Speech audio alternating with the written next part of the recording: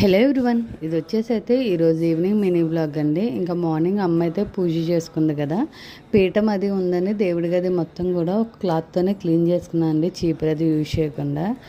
So ఇంకా evening పూజ కూడా అయితే కంప్లీట్ అయిపోయిందండి. ఈవినింగ్ పూజ కూడా చాలా బాగా జరిగింది స్వామివారి దయ వల్ల.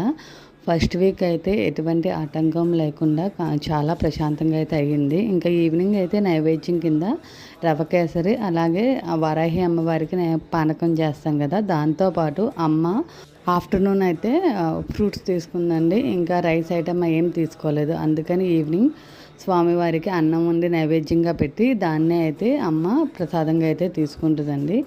ఈవినింగ్ పూజ మొత్తం అయినాకైతే పీఠం కదుపుతామండి. ఆవు పాలు అయితే కలశం మీద స్వామివారి ఫోటో మీద చల్లి పీఠాన్ని కలశాన్ని అయితే 3 సార్లు కదిపేసుకుందండి.